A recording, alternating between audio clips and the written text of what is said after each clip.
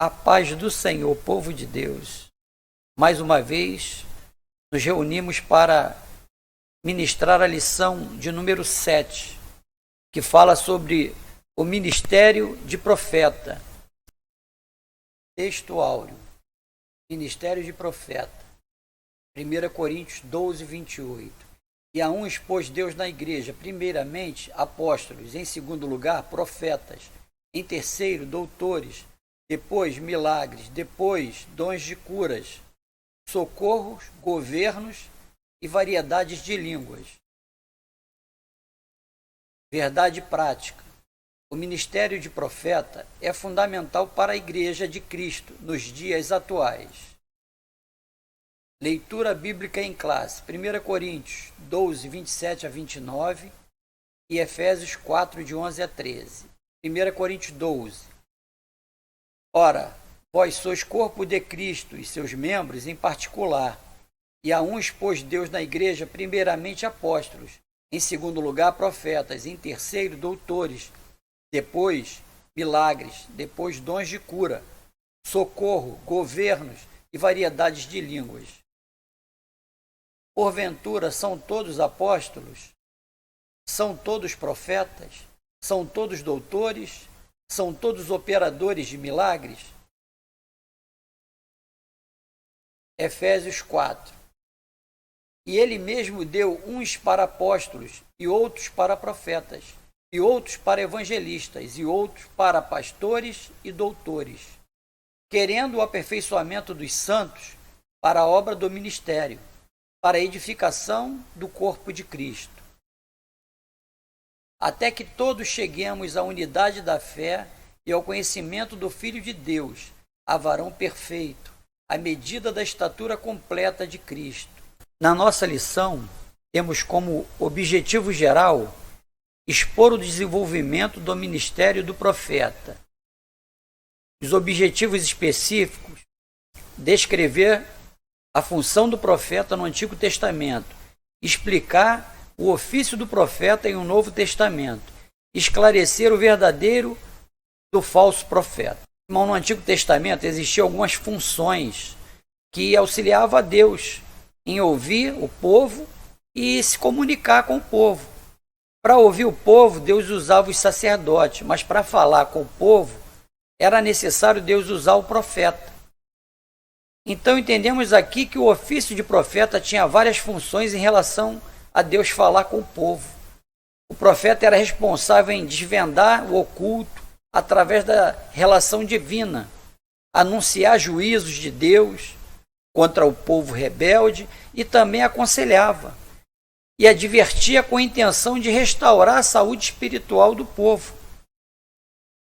Então o profeta era alguém que era muito usado por Deus para intermediar essa relação entre o povo, os reis e Deus.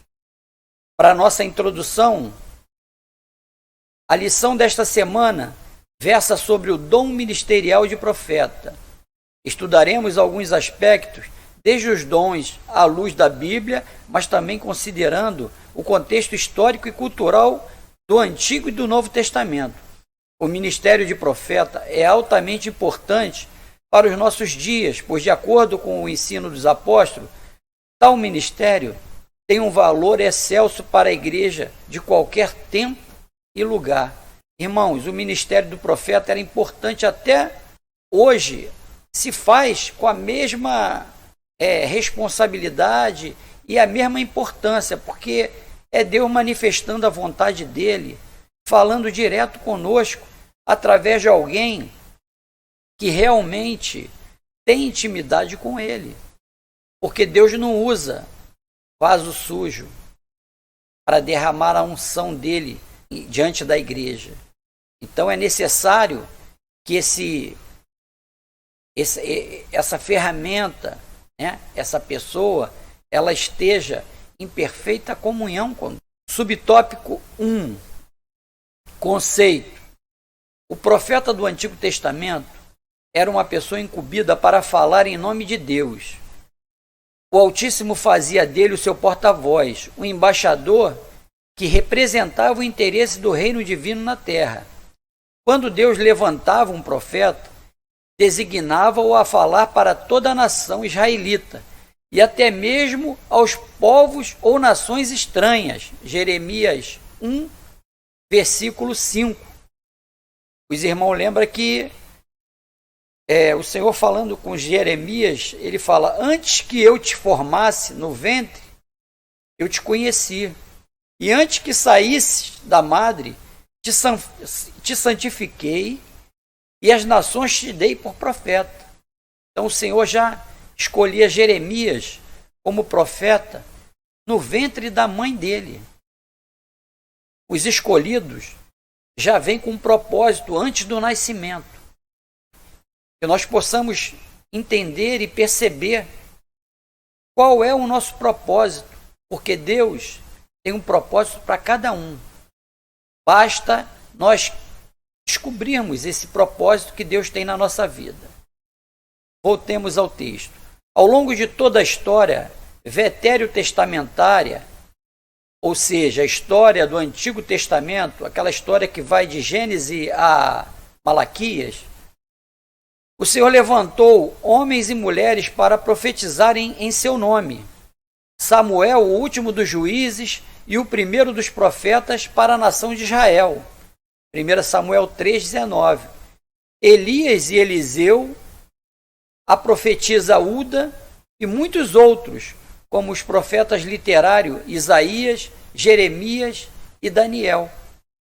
Irmãos, muitos foram os homens usados para que a palavra de Deus chegasse aos reinos e ao povo, para que houvesse tempo de arrependimento ou mudança de comportamento.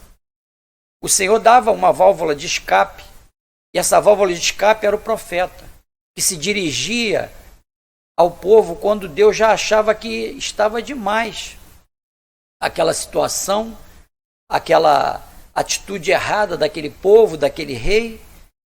E como Deus nos ama e nos amou sempre primeiro, Ele sempre nos deu essa oportunidade de voltarmos ao primeiro amor. Subtópico 2. O ofício. Através da inspiração divina, o profeta recebia uma revelação que desvendava o oculto, anunciava juízos, emitia conselhos e advertências divinas. Expressões como "veio a mim a palavra do Senhor" e "assim diz o Senhor" eram fórmulas usuais para o profeta começar a mensagem divina. Símbolos e visões também eram formas de Deus falar através dos profetas a seu povo.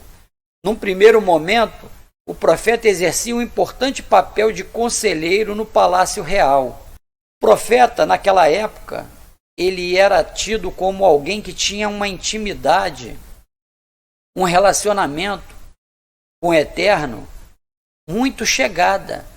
E por esse relacionamento, por esse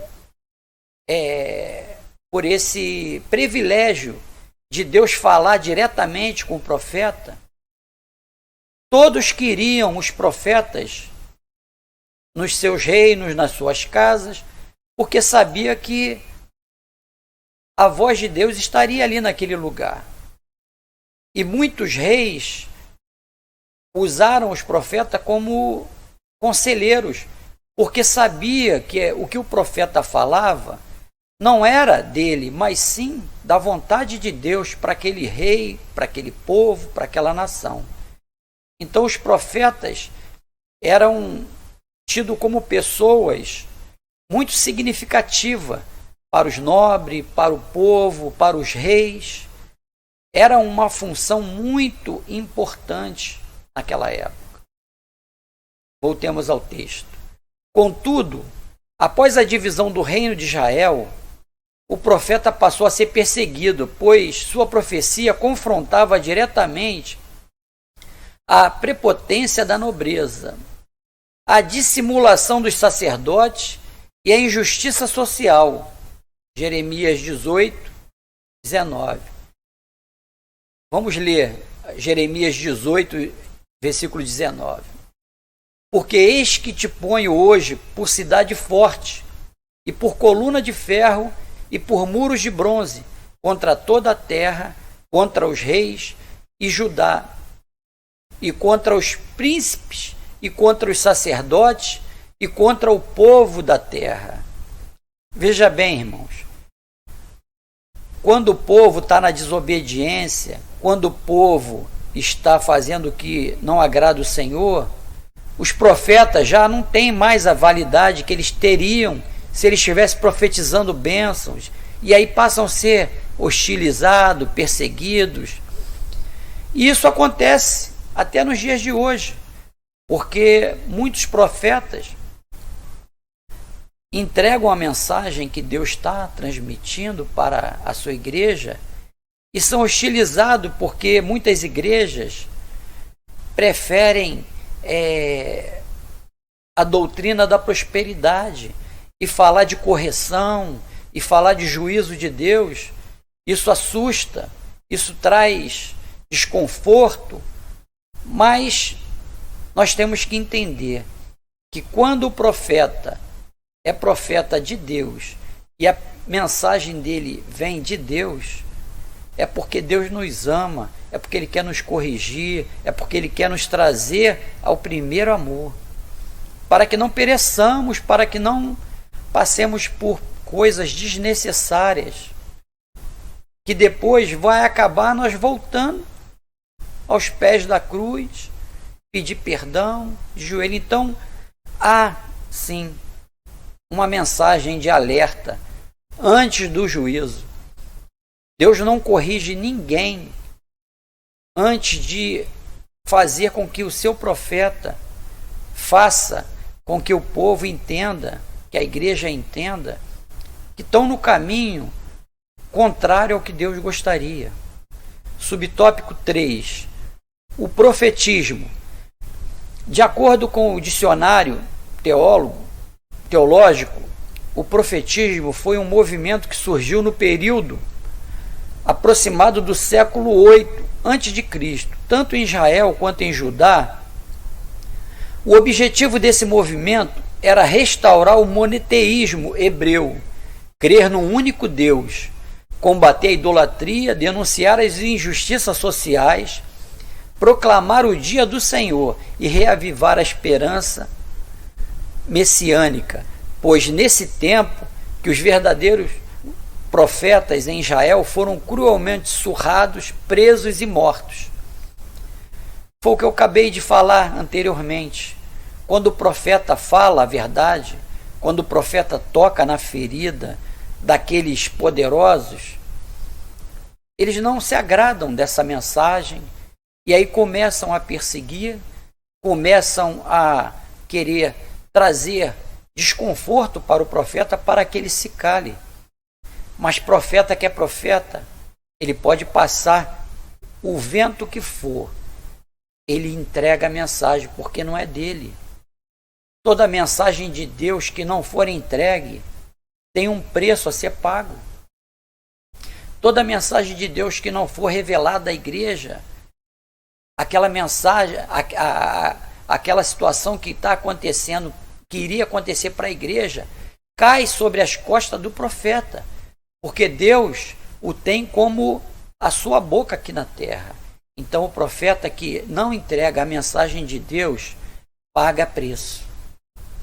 E precisamos entender que por mais que seja dura a mensagem de Deus na nossa direção, é porque Ele nos ama e que Ele nos quer prontos para ouvir a trombeta quando Ele chamar-nos para aquele grande dia, quando Ele vem nos buscar. Voltemos à lição. Síntese do tópico 1. Os profetas do Antigo Testamento falavam em nome de Deus, em primeiro lugar para a nação de Israel e em segundo para os povos estranhos. Lembram que o Senhor revelou para Jonas o que ele iria fazer com Nínive.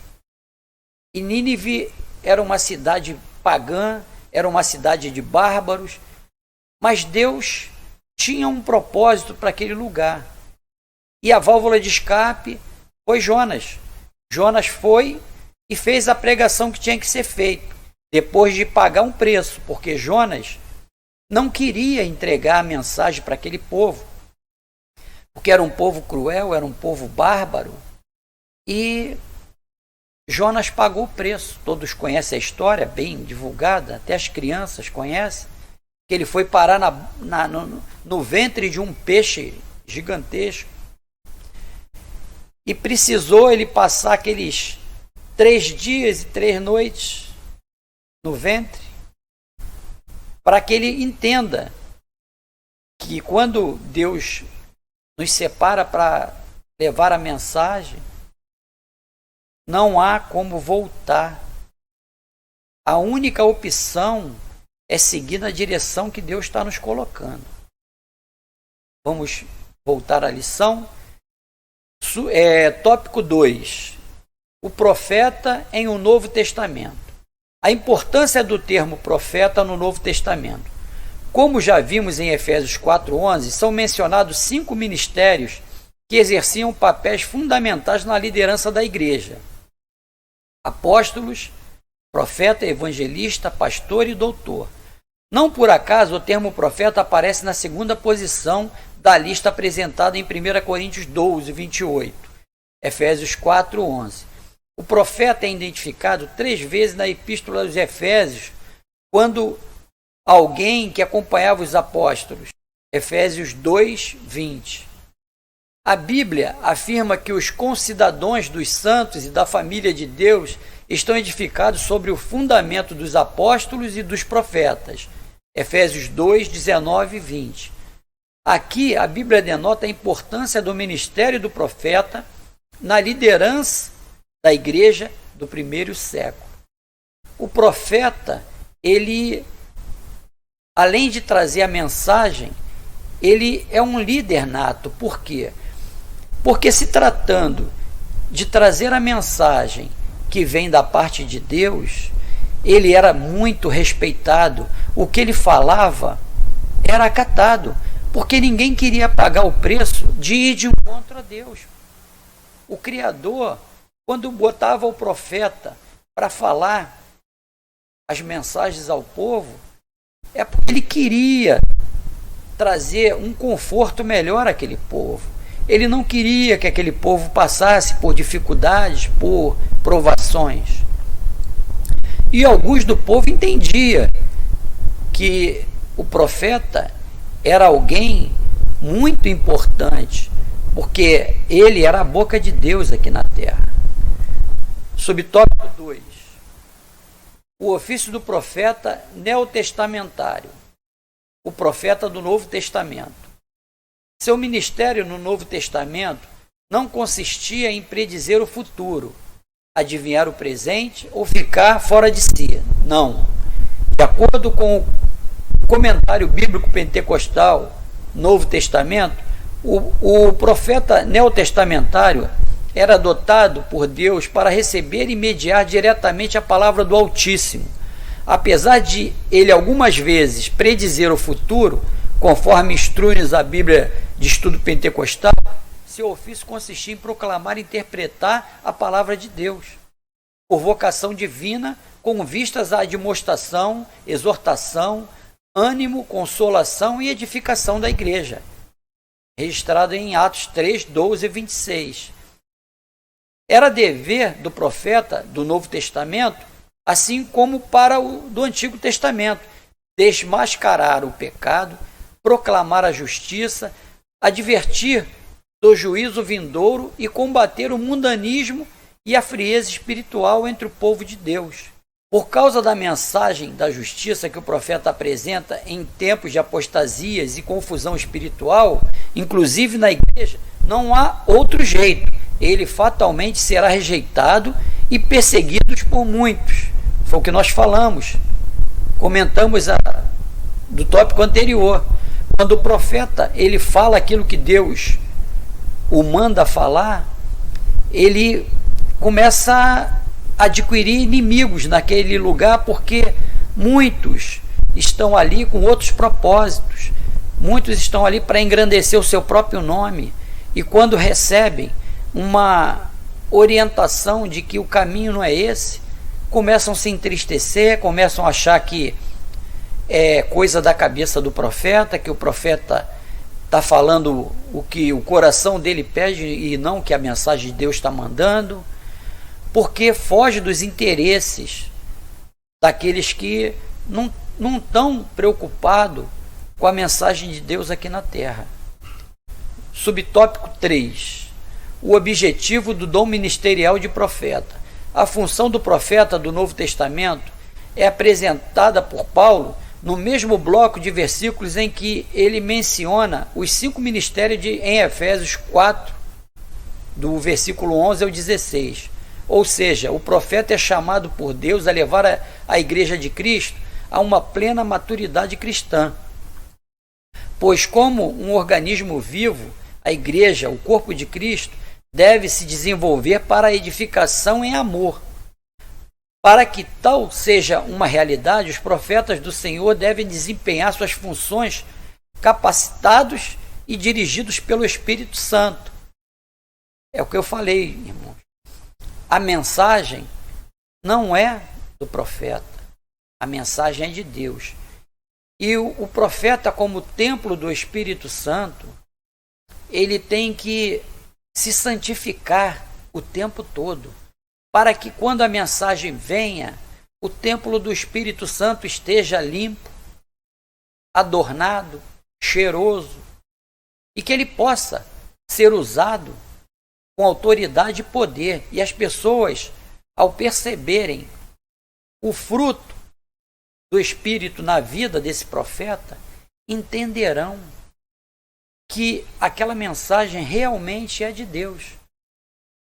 Porque o profeta, ele se santifica diariamente, para que Deus possa usá-lo diariamente. Porque se o profeta não estiver pronto, Deus usa até a mula para falar. Mas não é muito melhor o profeta estar santificado e pronto para receber do que a gente ouvir uma mula falando, como Balaão ouviu a mula? Porque ele, como profeta, ele já não tinha visão espiritual nenhuma. Precisou a mula falar para ele entender, porque a mula estava com mais visão espiritual do que ele. Síntese do tópico 2. Os profetas em Novo Testamento desempenhavam um importante papel de liderança nas igrejas locais. Foi o que eu falei. Eles eram respeitados, eles eram tidos como guias espirituais, junto com os apóstolos. Porque aquele que tem intimidade com Deus tem amor pelas ovelhas do pasto do Senhor.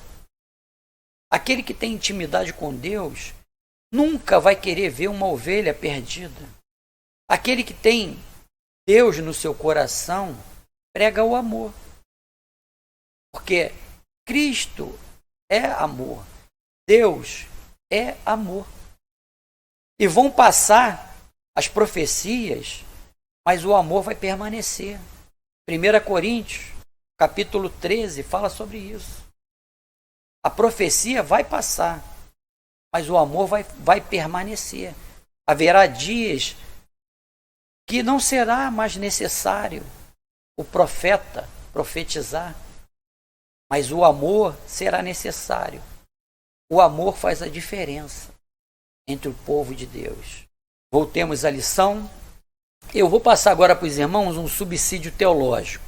Os profetas pertenciam à igreja apostólica e tinham um ministério específico de declarações inspiradas, enquanto os apóstolos e evangelistas levavam o evangelho ao mundo não regenerado. Os profetas tinham como missão consolar, edificar, exortar as várias igrejas. Judas e Silas, que também eram profetas, exortaram e confirmaram os irmãos com muitas palavras. Atos 15, 32. Sua mensagem, porém, não deveria ser tomada como infalível, mas julgada e avaliada por outros profetas da igreja local. Nós já estudamos, lições anteriores que falam sobre isso. Toda profecia ela tem que ser julgada, tem que ser avaliada, porque nossas igrejas estão cheias de falsos profetas. E olha, isso vem desde a época dos apóstolos. Então nós temos que ver o fruto do Espírito agindo na vida do profeta, para entender que ele é alguém que pode ser usado por Deus realmente, e avaliar se aquilo que ele está profetizando vai de encontro ou vai de contramão naquilo que Deus gostaria que acontecesse conosco aqui na terra. Porque, como eu já disse em tópicos anteriores, Deus nomeou sacerdotes e profetas porque Ele nos ama, porque Ele nos quer bem. Então, se Ele nos quer bem, tudo que está escrito na Bíblia é o que é para ser seguido. Tudo que está escrito na Bíblia é o que é para ser direcionado à igreja. Então, se o profeta profetiza algo que não tem nada a ver com aquilo que nós temos de manual para a vida cristã, que é a Bíblia, nós temos que julgar, sim, essa profecia. Se o profeta tem uma vida torta, se o profeta tem uma vida que não condiz com a vida cristã, e ele profetiza muito, pode estar certo que tem algo errado aí. Deus não usa vaso sujo para levar as suas mensagens. Existem muitos vasos preparados, santificados, para ele usar vasos sujos. Então, é esse discernimento que nós temos que ter. Que se aquele profeta, ele profetiza muito, mas a vida dele ele é sujo, ele se alegra quando uma alma se perde, ele até provoca que as almas se percam dentro da igreja, fica ligado com esses profetas, porque eles não estão falando mensagem que vem de Deus. Pode ser que eles estejam falando mensagens que venham do próprio coração deles ou até da vontade de Satanás para derrubar aquele ministério e aquela igreja. Então vamos ficar ligados, vamos ter discernimento quanto à mensagem, observando o fruto do Espírito na vida daqueles que estão profetizando. Tópico 3. Discernindo o verdadeiro profeta do falso. Subtópico 1. Simplicidade versus arrogância. Duas características do verdadeiro profeta são a simplicidade e o amor. Ainda que a palavra seja de juízo, o coração do profeta transborda de amor e a sua conduta simples demonstra a quem ele está servindo, o Deus de amor. Foi o que eu falei ainda há pouco para os irmãos. O profeta, ele pode trazer a mensagem de juízo para a igreja, mas o coração dele tem que estar triste, porque Deus está corrigindo, então tem alguma coisa errada ali.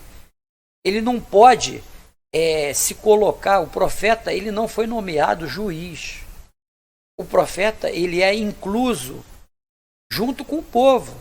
Jeremias, quando profetizava que o povo estava em pecado, que o povo estava em idolatria, Jeremias sofria na sua carne, chorava. Jeremias é conhecido como o profeta chorão, porque ele lamentava, o coração dele ardia, chorava, porque ele tinha amor, ele tinha Deus no coração. Quando ele via o povo se perdendo, as ovelhas do Senhor se desgarrando do objetivo principal, do qual o Senhor colocava para eles, Jeremias chorava. E aí você vê o fruto na vida do profeta. Porque o profeta que não liga para as almas perdidas, profeta que diz que quer ficar, fica, não quer, azar o seu. Não tem fruto do amor, o fruto do Espírito, o amor na sua vida, ele não tem. Porque ele deveria estar chorando aquelas almas perdidas, ele deveria estar triste, porque almas são preciosas para o nosso Deus. Almas são o nosso objetivo aqui na terra. Voltamos à lição. Lembremos-nos de Jeremias, Oséias e do próprio Senhor Jesus. Já o falso profeta só pensa em si e em seu status e benefícios. Profetiza objetivando a autopromoção. Ele mente, ilude e engana. Lembremos-nos de Ananias, o profeta mentiroso, que enfrentou Jeremias. Jeremias 28, 10 até 12. Os irmãos devem conhecer essa passagem. Jeremias com o jugo, né, de madeira nas costas. Ananias, ao ver aquele jugo, ele quebra o jugo nas costas de Jeremias e diz que a mensagem do Senhor é que em 2 anos Nabucodonosor ia cair por terra, que o jugo ia acabar em 2 anos, o jugo babilônico. E era mentira de Ananias.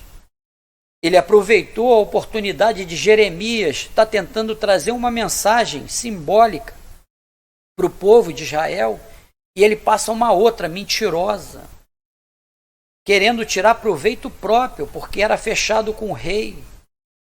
E aqueles que profetizavam contra o reino eram tidos como inimigo do rei. E Jeremias era um desses. Voltemos à lição. Subtópico 2. Pelos frutos os conhecereis. Uma advertência séria de Jesus para os seus discípulos foi acerca de precauções com os falsos profetas. Como conhecê-los? Jesus disse que os reconheceríamos pelos frutos. Mateus 7, 15 e 20. Acautelai-vos, porém, dos falsos profetas, que vêm a vós vestidos como ovelhas, mas interiormente são lobos devoradores. Pois o resultado ou o fruto do que o profeta diz e faz revela o seu caráter. Logo, você conhecerá de onde procede a árvore, o profeta. Lembre-se que não devemos diferenciar o verdadeiro profeta do falso pela performance ou pelo espetáculo, mas pelos frutos que eles produzem. Eu acabei de comentar minutos atrás. O falso profeta, ele tem uma vida toda torta. Ele se alegra com a tristeza alheia. Ele não tem o amor de Cristo na sua vida. Ele não se compadece com as ovelhas perdidas da casa do Senhor. Então é muito fácil entender, porque tem pessoas que têm medo. Quando um profeta entrega algo, de falar assim, se eu disser que eu não estou aceitando porque eu conheço esse profeta, ele é todo torto, mas ele está profetizando.